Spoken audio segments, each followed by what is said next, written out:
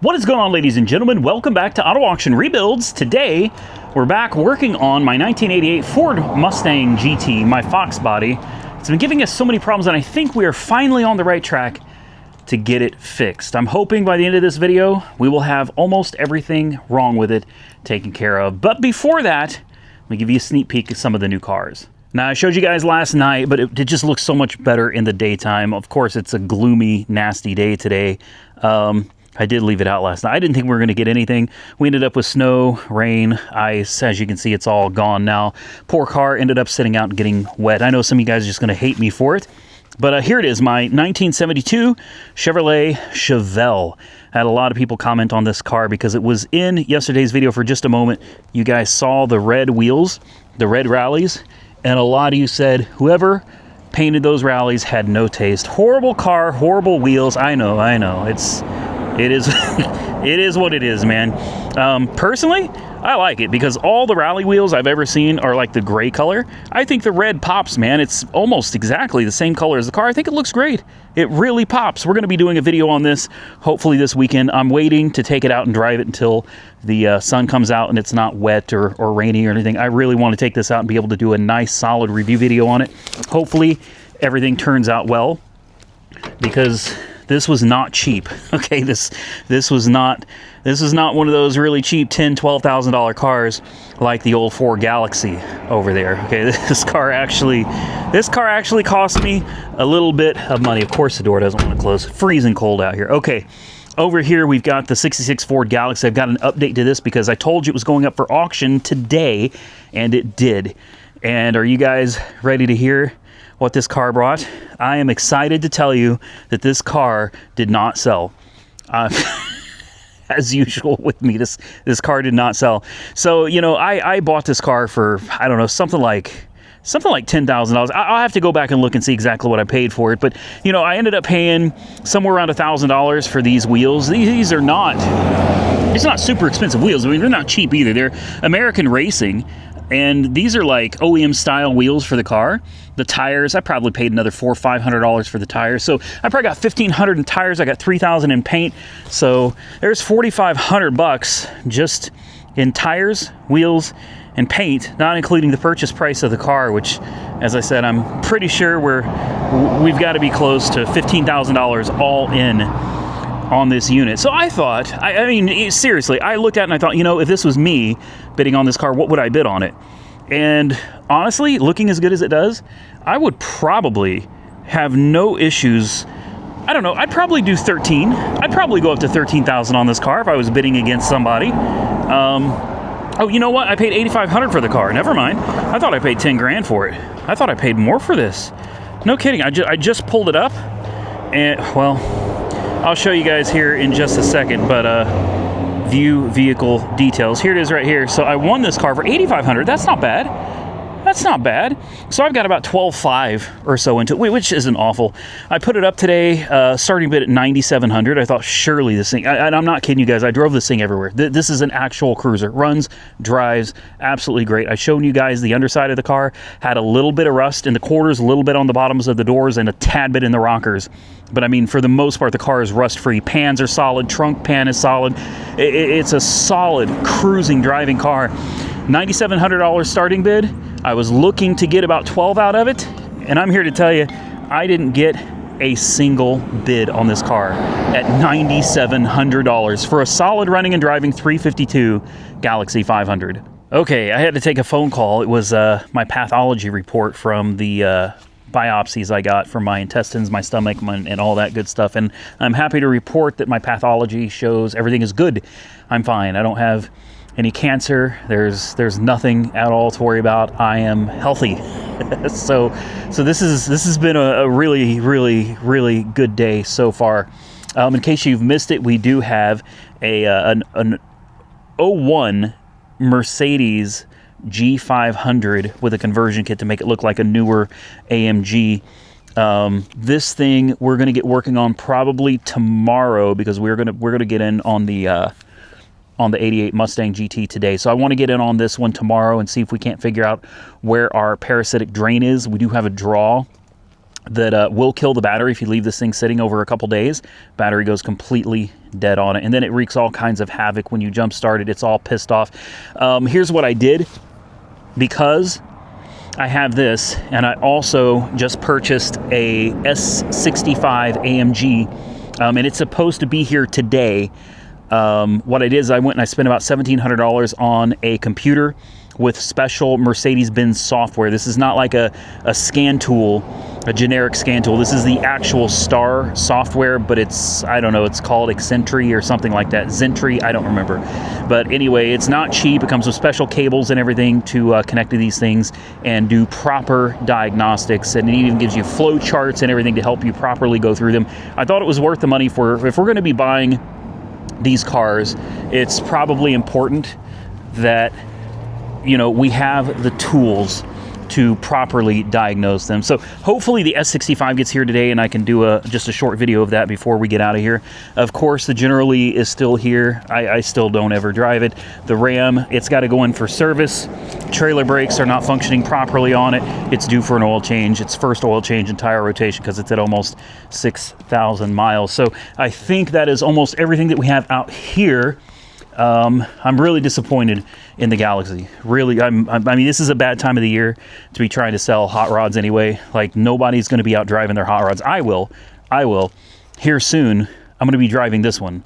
There's no way I'm going to have a car like this and not drive it. I don't care. That's just who I am. If I got a car, you know, like these, they're going to get driven. They're not going to get put up in the garage. Now, I understand if there's salt on the ground, you don't want to drive these things. I understand that, but guys, take a look around out here. All the snow we had has melted. That's a car for driving. I don't care if it's cold. That's a car for driving. The Lexus, we're going to get back on this one soon too, because I think I have an idea of what's wrong with it. We're going to jump into this and see if we can fix it as well. We got another delivery, but that one is in the garage. So let's jump into the garage and what do we have here? Oh my goodness.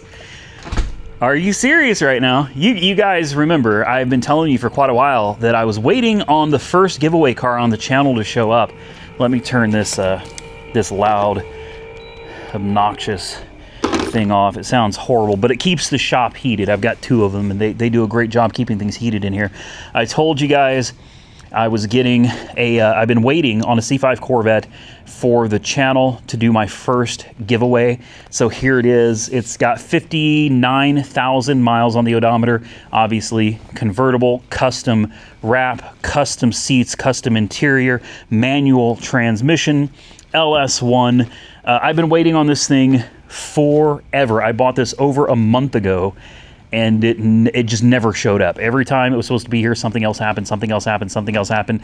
And there is a pretty cool story behind this car, and I'll be sharing this one with you soon. Unfortunately, the transporter decided to transport it with the window down on the driver's side through snow, ice, and rain. So I'm sure you can imagine the interior is kind of wet. This thing should be out of here hopefully by this weekend. This will be gone, so I have some more space in here. And the star of today's show is the 88 Foxbody. And man, I'm telling you, the more I get to look at this car, the more I want to start deleting on things that have been done to it. I noticed in the comment section, and I wish I could take credit for this, but it's honestly those of you that commented led me in the right direction. I have not fixed it. It's still, unfortunately, not fixed. But I think we're on the right track, and it's thanks to you guys in the comment section that told me what I should be looking for. So I've got all the tune-up stuff. I've got new plugs, wires, cap, rotor. I've got a new coil. I've got a new fuel filter. I've got the EGR, the EVR solenoid that controls the flow to the EGR valve. This is dead. It does not work, so we need one of those anyway.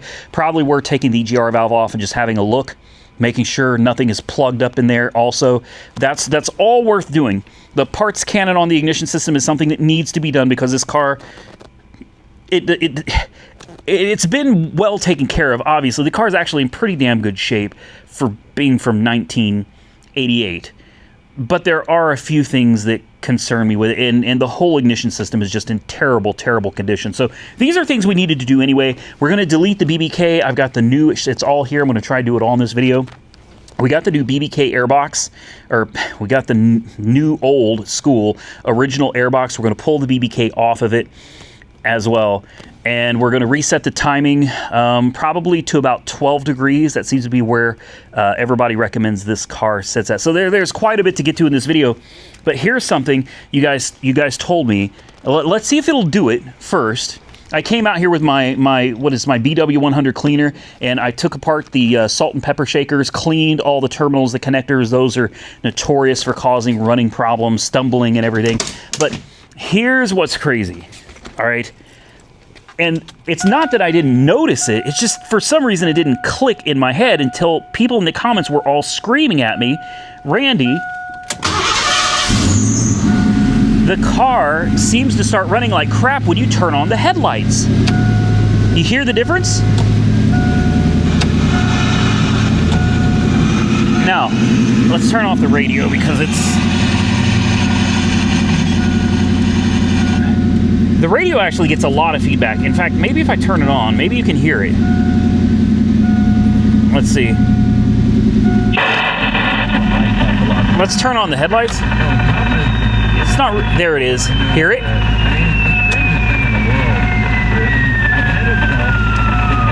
Horrible, horrible feedback. And it's not just the headlights. If you turn on things like air conditioning, heat, headlights, the thing just starts stumbling like crazy. Right there. See the RPMs? Now watch when I turn off. I turned off the air conditioning. Look how much better it got. Did you guys see that? Rev's great. Turn on the headlights, you heard it stumble. You can see the tack. See that? And if I turn on the AC,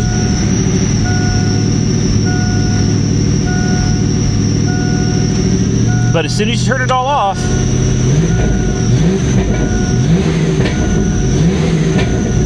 it runs great. So, something is going on with the wiring. There's something power related going on here. I got to open this door because this thing is choking me out.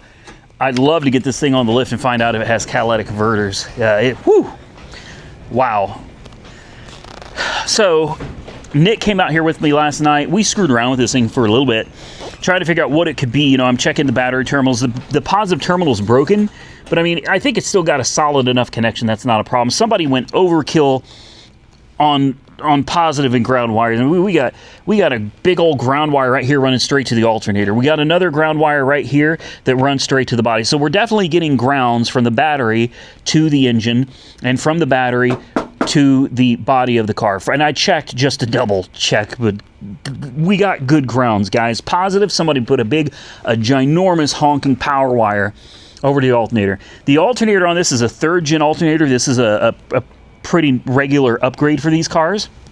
This alternator is holding out 15 volts. Doesn't seem to matter if you turn on the headlights, air conditioner, whatever. The alternator, the battery and at the alternator, this thing is putting out 15 volts. I checked the stator wire right here, and it is putting out about 7.5 volts.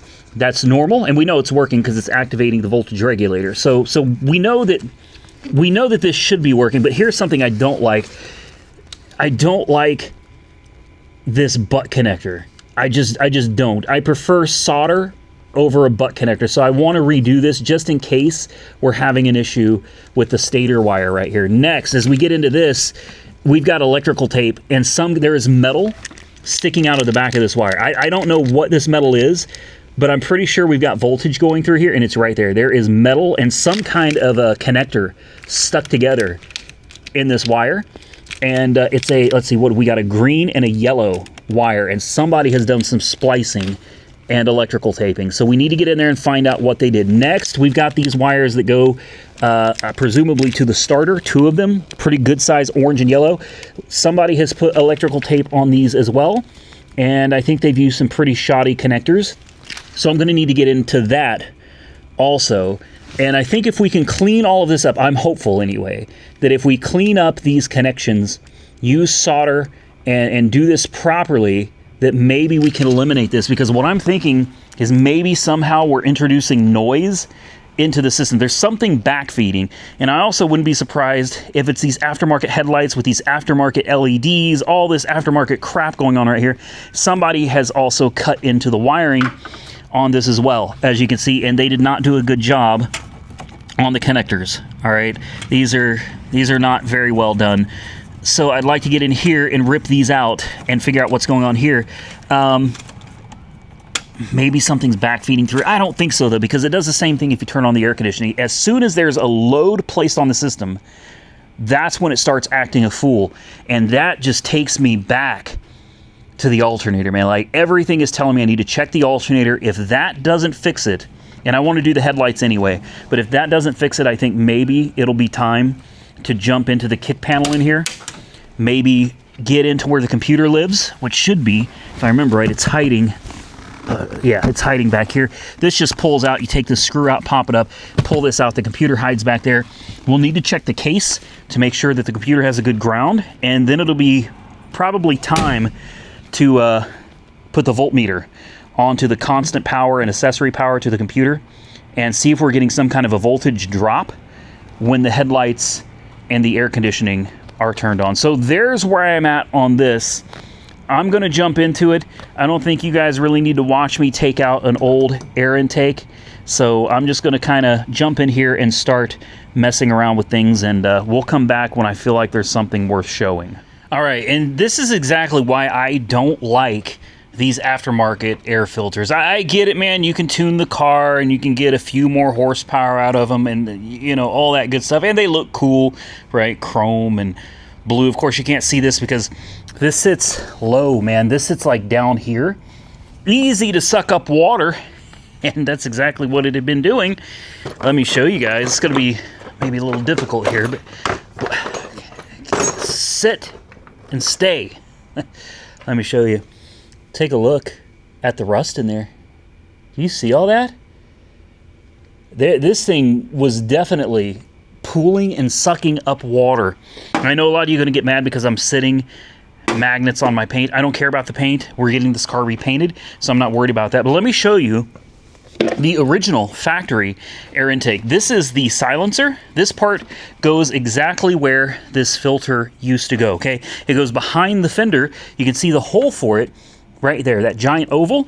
This will sit inside of here with this little horn right here. So what happens is if this sucks up water, the water will, and it may go another way, the water, if you stick it in here like this, the water has a place to drain. I don't know if you can see in there, there are a couple of holes down there where this can drain out the bottom. The water doesn't get sucked up into this. There's more holes on the inside too for, it does something with the air silencing, trying to make the engine quieter, whatever. I don't particularly care about that part, but the point is with this, you have places for water to go instead of straight into the intake. And with this, there's nowhere for it to go. I mean, look in here, there's even rust in here as well. You guys see, there's rust all in the inside of this. This thing has absolutely sucked up water. Needless to say, it's no good for an engine, man. Sucking up water is not a good thing. So I prefer the factory intake. I'm all for, you know, aftermarket exhaust. If you want to do headers are great. If you want to delete the smog pump, I'm all for all of that stuff. Tuning the car for 91, 93 octane, absolutely, all day long. Go ham, have fun. But those kinds of cold air intakes that suck water up, man, just no, I'm not about that. There are some rubber isolators that go here. I ordered them. They're not here yet. So what I'm going to do is I'm going to go ahead and install this this system with what I have. And once those rubber isolators come in, I'll have to take it back apart and mount it properly in there. But for now, this is what we're going to do. I got the air intake off. Obviously, this is all opened up now. I've got a little more access. Makes a great time to change the plugs and the plug wires. I'm going to continue on my mission here. And like I said, again, if we find anything interesting, I'll come back and show you. Wiring is one of those things that most people hate. Personally, I enjoy it. I love a challenge, and I enjoy digging in and getting my hands dirty and figuring it out. So here's what I've done.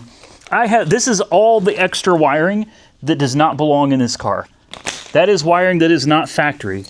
Here is the negative terminal, which didn't look too bad, but it was time to go. The positive terminal was broken completely in half.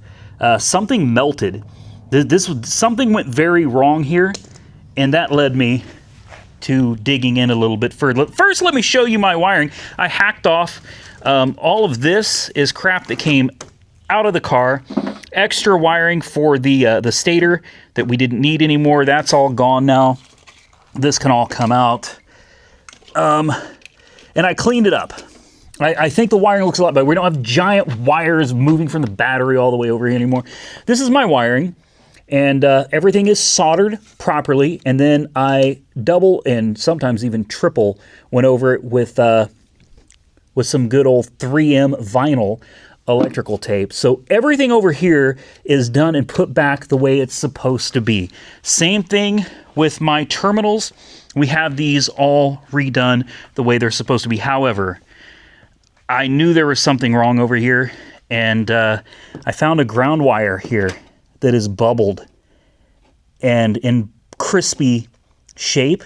This needs to be replaced. So this leads me to believe something really bad happened. And as I dug in, I come over to the starter solenoid and I find bubbled and cracked wiring.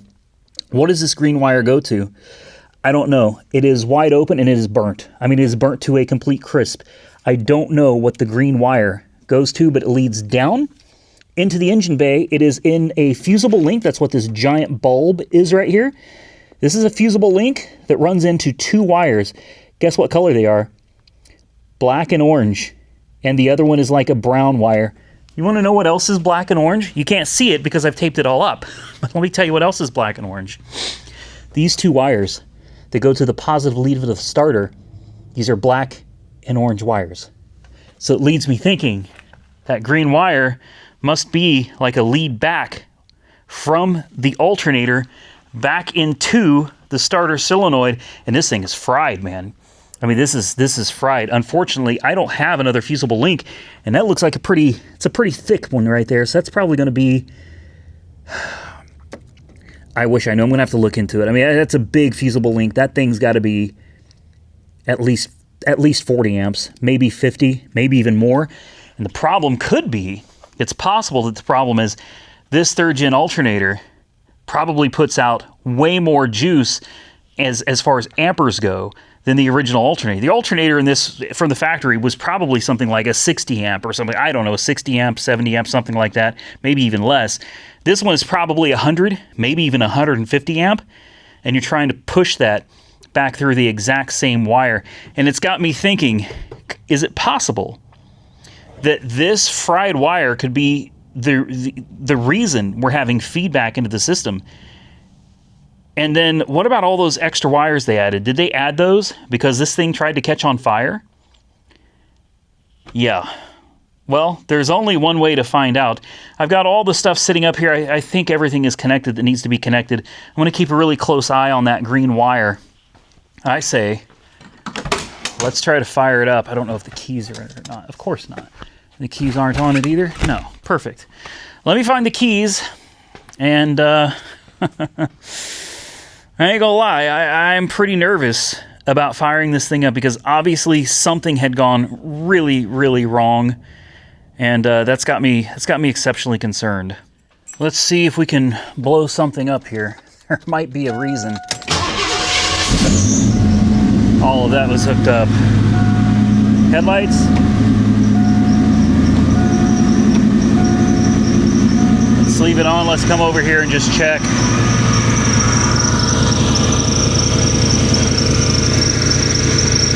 See if this green wire gets hot.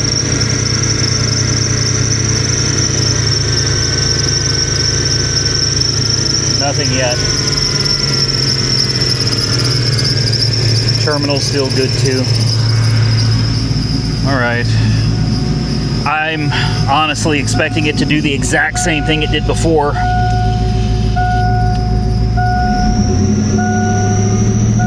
Yep, there it is, of course. As soon as you turn the lights out, it's fine.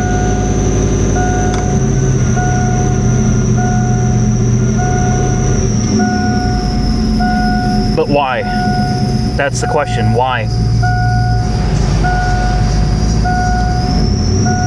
Look at that. I could barely get it to rev now with the air conditioning on. Look at that.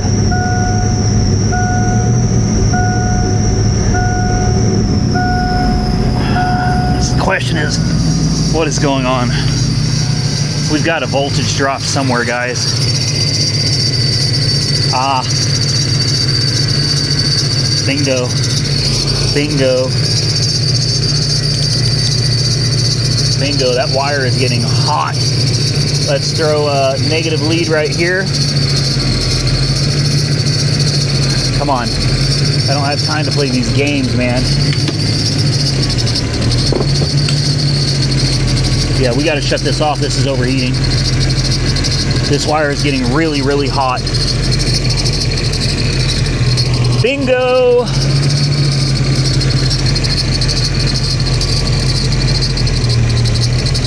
Let's shut her off. Let's shut her off. Lights off. AC off. And key off. That wire is getting really, really toasty. Really, really quick. So, again, this leads me to the question of what does this go to? The wires at the bottom aren't hot. It's only at the top. I think we're going to have to figure out a way to replace this wire. We're going to need some really thick wire, and we're going to have to find a way to put a fuse, like a maxi fuse, in between it. We're going to change this. There's something very, very wrong with this green wire. I'm not going to lie. This has turned into a much bigger project than I anticipated tonight. We've had to come up with some creative ways of wiring things up because I just don't have enough stuff here. I uninstalled some more stuff out of the Foxbody here. There's some more spaghetti. Inside the car, I've had to take some things apart in order to get to all of the wires. Had to get to the wires because I needed them, not only to eliminate a potential issue, which, in all seriousness, this amp back here could have been causing all kinds of problems. I don't know. And if anybody knows what this thing is, someone please tell me. It spins. What? It's zip tied to a hose, and it just spins. I don't know. I've got the amp completely unhooked and uninstalled.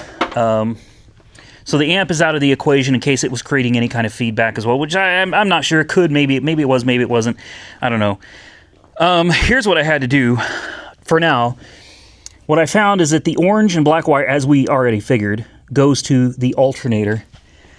It goes to these pins, these terminals here, these ring terminals that I had just gone through and done all that work on to get attached.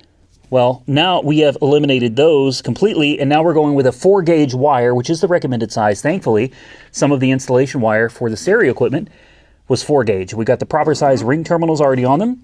So we have a 4-gauge running from the alternator. It is fused, although I couldn't tell what size the fuse was.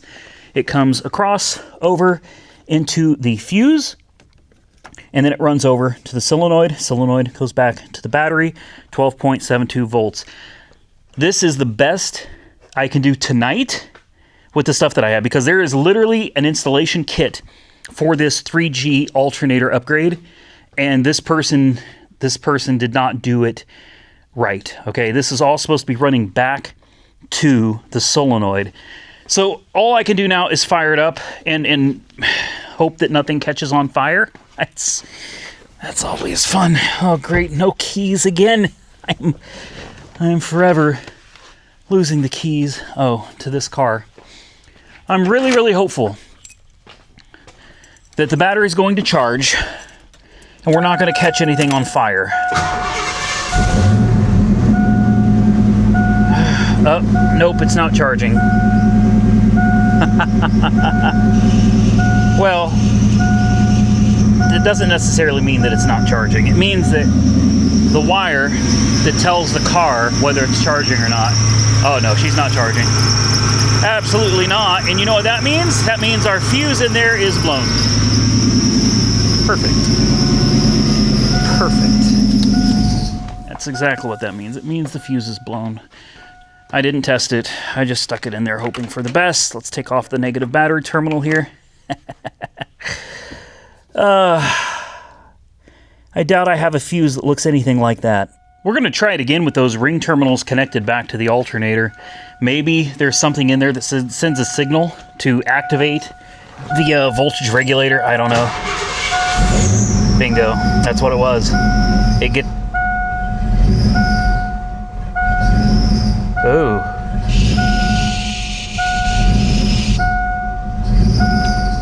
Well, she's not very happy. Let's shut her off.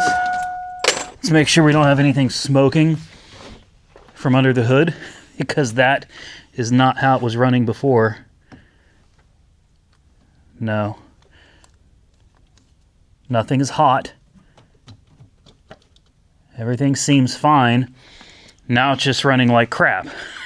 This is so much fun. This is so much fun. Remember earlier when I said I love wiring?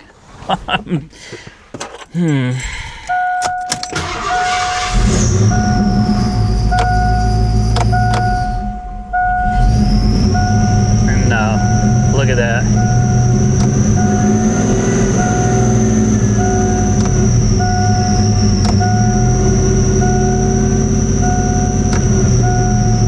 Same thing, headlights come on, runs like crap. Same thing, running into the same problem. It's got me wondering, are we charging? Everything here feels good. Nothing is hot, nothing's overheating. Maybe we need to get the wires from down there connected to up here. I don't think so, though. I really don't. I think this 4-gauge wire is plenty to bring voltage from the alternator. The only question is, though, is the alternator even charging? We know the amp light is out, so it should be charging, but is it charging? We've got something bizarre is happening in here. Part of me is also wondering about this starter solenoid, because this even says on it Ford. Okay, so this is an original starter solenoid. We also have this. I don't know, this may be a noise isolator right here. Somebody will have to drop a comment and tell me if I'm right or wrong about that right there. But I think this might be a noise isolator. We could be getting noise from the alternator, the new one. This could be faulty. This could be damaged from the overheating. That probably overheated the living heck out of this too. I did check continuity. This fuse is good. I'm going to guess that's probably at least a 100 amp fuse. Honestly, we probably need more for this alternator. This is going to be like a 130 amp alternator. I told you this is temporary just to get this thing going. I'm going to screw around with it a little bit more, but the disappointing thing here is that with all the work that I've just done, cutting out and redoing wiring, trying to make things better, it's actually running worse now than it was when we started. All right, we're going to try to fire this thing up. I've got the EGR valve removed. I've done a lot without you guys. It's getting late, and I'm not getting anywhere. I'm just not getting anywhere. I'm going to try to fire it up, see if we blow anything out of the EGR ports on the side. I've already taken off the IAC and checked it, cleaned it. It seems like the IAC is working. So next we move on to the EGR valve.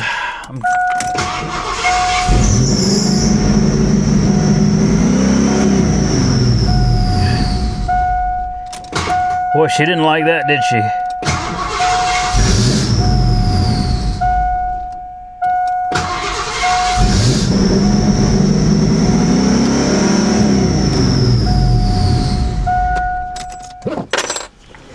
All right.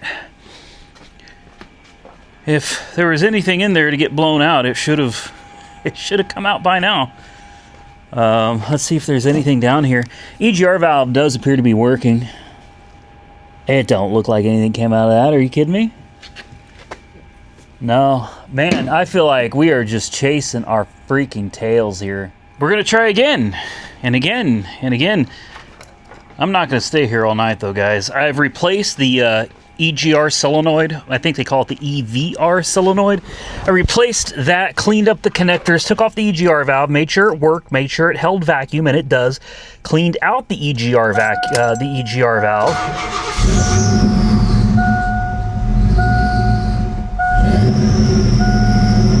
Yeah, she's still stuttering, man. Just as bad as ever. Look at that.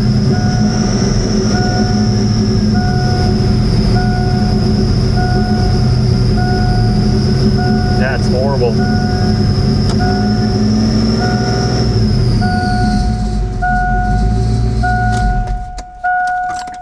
Listen, a tune-up is not going to fix that, guys. There's something else going on here. And unfortunately, because of how old this car is and the lack of codes that this thing is willing to give me, this is all, it's like trial and error, man. I mean, you fix one thing, you try something else, you do something else, and, you know, maybe you hit, maybe you miss. I've already replaced the coil, and we've got the new MSD coil in there. Obviously, it's working. We know the plug wires are shot. We know the plugs, you know, need to be replaced. So I'm going to go ahead and do that. Let's do that. But I'm going to tell you right now, it's not going to fix it. It's not going to fix it. The ignition system needed to be taken care of anyway, so I'm not too upset about it, but it's not going to fix it. This leaves me wondering if the problem isn't with the, what do they call this stupid thing, a TFI module or something right here. I noticed this is not Motorcraft, which is fine. I'm not like, it's got to be OEM. That's not what I'm saying. It's just, I'm looking at it, and this is definitely an aftermarket unit. I managed to get the numbers off of it. I tried to cross-reference the numbers, and you know what I got? Nothing. I got nothing. I cross-referenced the numbers with this TFI module online, and I got nothing from it. So it doesn't even pull up. And then that leaves me thinking, okay, it could be the TFI module. It could be the distributor. I had this problem before in an old, like, I don't remember, 82 Chevy Camaro. I really can't remember what year it was. It was an old 2.8 liter V6. Turned out the, what did they call it? The magneto in the distributor was cracked. Like the magnet was cracked in several places. And sometimes it'd run okay. It never ran great. Kind of like this one. But what's crazy about this one is it seemed, before we started messing with it, to run relatively well when you didn't have a draw on the electrical system. And as soon as you turn on lights and stuff, it started pulling it back and making it run like absolute crap.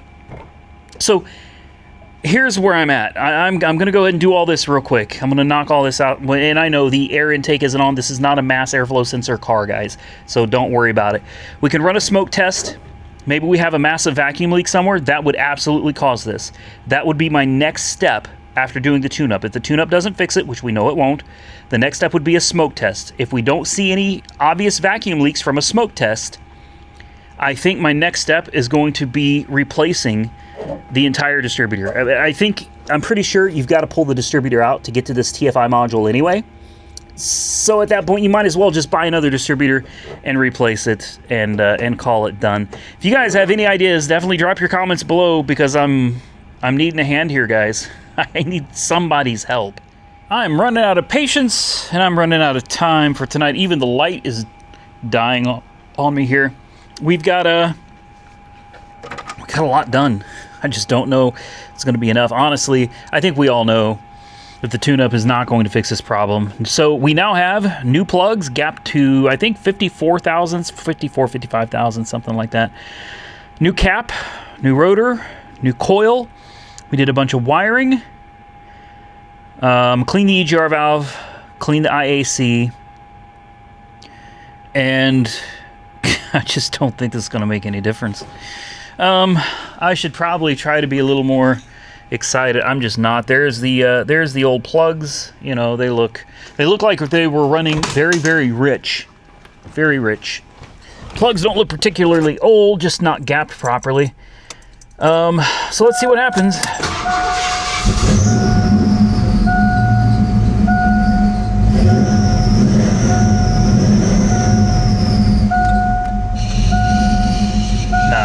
It's already running like crap. Already, we just started. Yeah, see? There we go.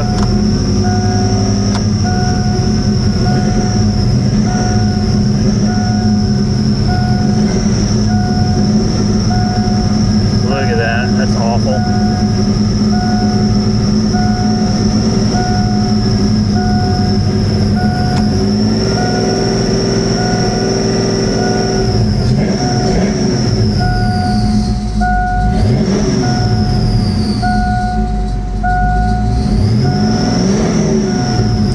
runs a lot better with nothing on, but as soon as you crank everything on, man, and you start giving her throttle, there we go. The exact same problem we've had from the beginning.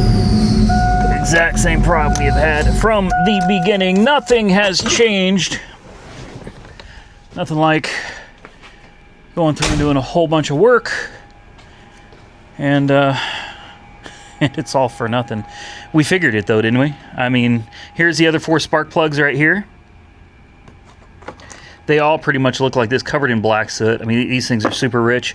No oil burning that I can see. Everything seems healthy there, but there's something going on here. And yes, I already checked the battery. Battery's in excellent condition. So I guess that leaves me with one last thing to do in this video. I did not organize the plug wires or anything yet. I don't have them in their clips. I'm not even to that point right now. I'm to the point where I'm kind of frustrated tonight, and I'd love to get this figured out. I'm going to grab my smoke machine, and I think we're going to try to do a smoke test on this thing. Maybe we'll find a smoking gun, maybe, and then maybe not. I think this is about where we're going to have to end the video, guys, because I am just done. We have our leak detector. This is my smoke machine. It's my Ansel S1000. I don't use this very often.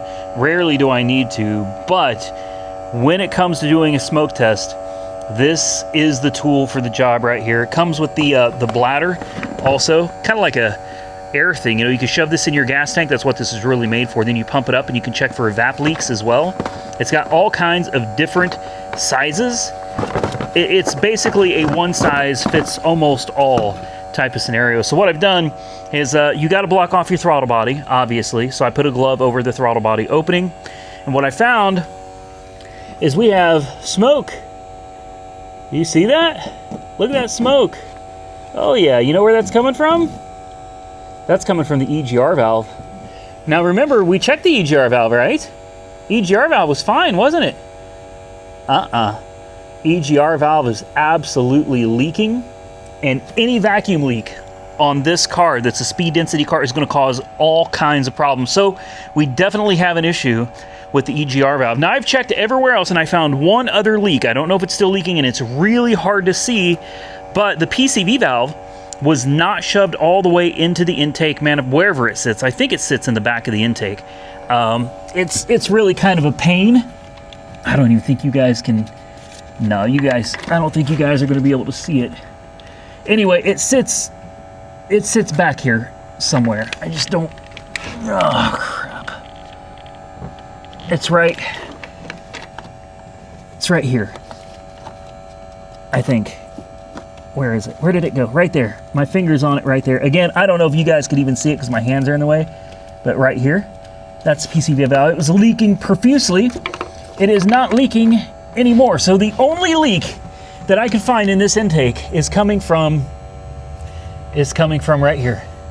It's coming from our EGR valve. And I mean, it is just blowing smoke all over the place. So we know for a fact our EGR valve is leaking.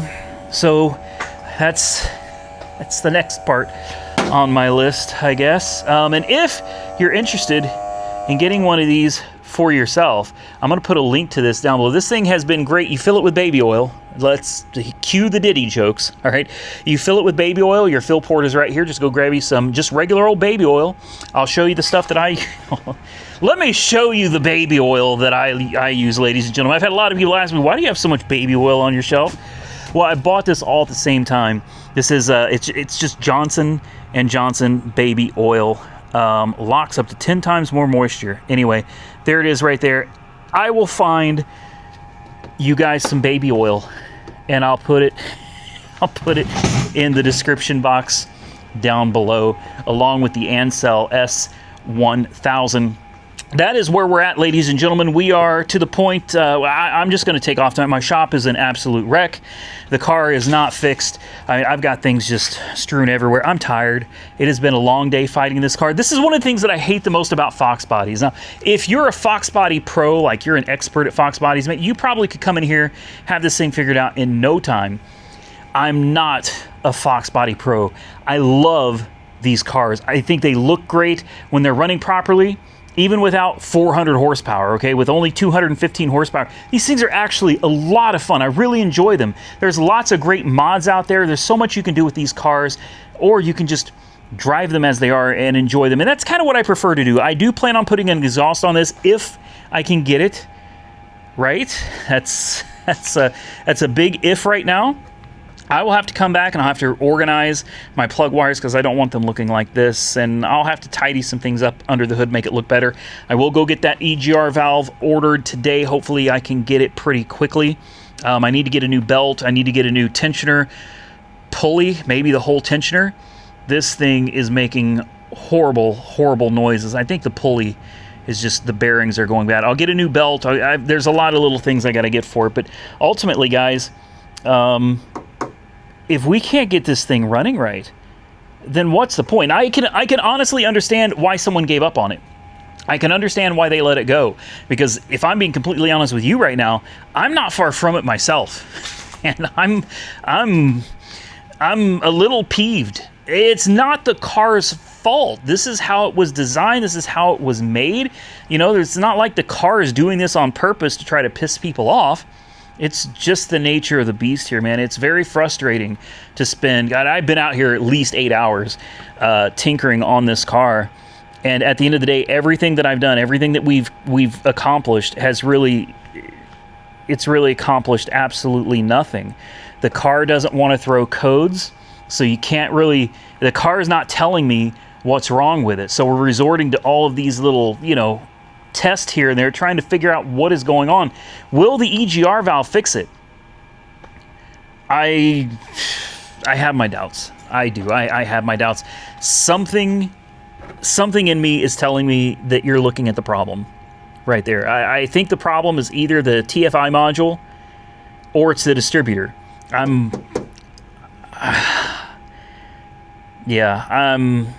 I'm fairly certain it's the TFI module or the distributor. Now, if it's the TFI module, I could probably turn the distributor and take the module out when I spin it this way without removing the distributor. Or we could turn this thing, get it on number one, just grab a whole distributor with a TFI module and just replace the whole thing and see if that fixes it. So that's where I'm at. You know what else it could be? It could be a problem in the computer. We never opened up the kick panel to take a look at the computer. In fact, you know what? Before we get out of here, it's the last thing I want to do. Before I get out of here, why don't I go ahead and grab a screwdriver. Oh, great. I got crap thrown all over. This car has just been... This has not been a very fun evening for me. I told you guys wiring. I love wiring. Yeah, I'm regretting saying that right now. Let me grab a screwdriver. Let's pop off the kick panel. Let's just take a look at the computer. It's real quick and easy to do, and I don't know, if we see something, we see something. So I went ahead and took a look at the computer, and you see what you see. It's there, obviously. Just so you can see, I actually did get in there. You can see somebody has been in here and they cut the speaker wires and spliced in some butt connectors to put custom speakers in, which is nice. I don't really care. Anyway, the computer sits way back here. You guys aren't going to be able to see it, but I got in there, I looked at it, I don't see... The main thing I was looking for is maybe some kind of water moisture got to it. Maybe it was corroded looking or anything that I could see that would tell me something's wrong. And I saw nothing. I saw absolutely nothing. The computer is there, it looks fine. There's not much you could really see without taking it out and taking it apart. I don't know. Just for safety, I went to Amazon and I bought a distributor. And it comes with the cap and it comes with the TFI module as well. And then I bought from O'Reilly Auto Parts a new EGR valve. Here's the best part. The EGR valve is $100, but the EGR valve does not come with the EGR position sensor. All right, the position sensor sits on the front of the valve right here. So the EGR valve is one part, the sensor on the front of it is another part. All right, and that's like another $60. So it's $160 for the EGR valve and the sensor. And yes, I got a new gasket to go with it as well. So we've got the whole new EGR valve coming, and we already installed the new EVR solenoid. as well. So we'll see. Maybe that'll get us somewhere. When I see smoke coming out of the back of the EGR valve, it tells me that the pinto's not seating properly. So the EGR valve could have been the problem the whole time. I don't want to get too excited, but what's happening is the EGR valve is supposed to be closed, but instead the pinto's not seating, and it's actually letting exhaust gases into the intake when the car is not anticipating that airflow or that rich mixture of exhaust gases. So that could 100% be causing the problem. Now, if you're wondering, but wait a minute, I thought it was a wiring issue, because how could the EGR valve cause the car to run like crap when you put a load on it? Well, you have to think about this for a minute. The alternator is a motor, right? It's an electric motor. And although it may not seem like it's drawing a lot of power from the car, a lot of horsepower from the car, you have to think, when you kick on all these lights and the car starts running like crap, well, the engine is now under more of a load to run the alternator. Okay, and then you kick on the blower. Now the alternator is dragged. The alternator doesn't just free spin constantly. The more it has to power, the more juice that's needed out of it, the more the alternator starts dragging, which means the engine is having to compensate for that load. It's my theory, okay?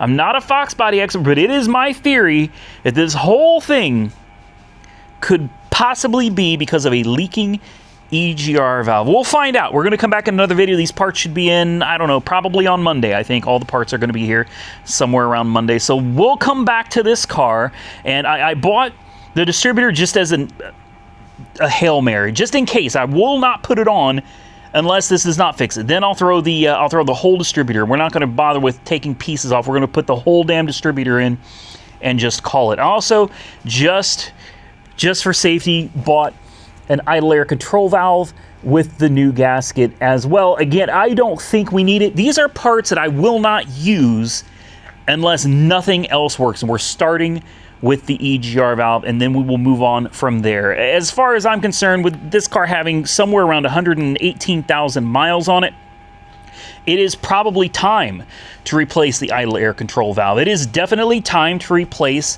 something like an EGR valve as well, and all of the ignition components. High time to be replacing all of that stuff as well. So, you know, at the end of the day, yes, we are kind of throwing parts at it, but that's kind of how it goes with these old cars, which is why you don't see me buy a whole lot of Fox bodies, a whole lot of the old school Fords on the channel.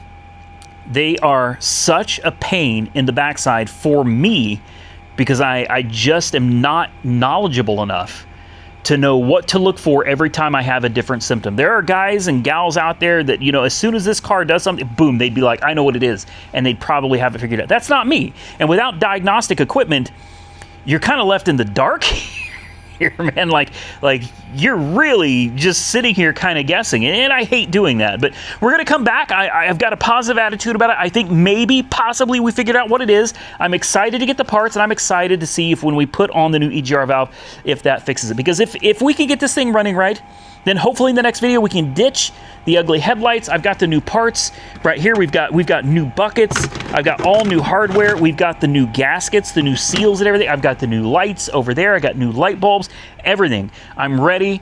And then if I'm happy with the car, from that point, I think my next step would be sending this thing over to paint to get the paint taken care of. A lot of you told me the blue stripe is factory original on this car. I was not aware of that. I think that is really cool. I like the blue stripe, so I will not be removing it. I will have to talk to Mako, though, and see what they can do about it. Some of you said it was like a 3M tape. That could be interesting. I don't know. I'll have to talk to Mako and see if they can maybe get the tape off and actually paint it so there's no chance of the tape ever peeling again. Actually paint it the same color blue and take this off. I don't want this on. Fill in any holes behind it and just give this car a nice clean look. I'm excited because I'm determined. We're going to bring this car back. We've gotten a lot accomplished today, but there's still a lot more to go, guys. Listen, if you enjoyed the video, do me a favor and hit the thumbs up button. Excuse me, and let me know. Consider subscribing to the channel if you're not already subscribed. And until next time, stay safe out there, everybody. I look forward to seeing you all again with the G-Wagon tomorrow.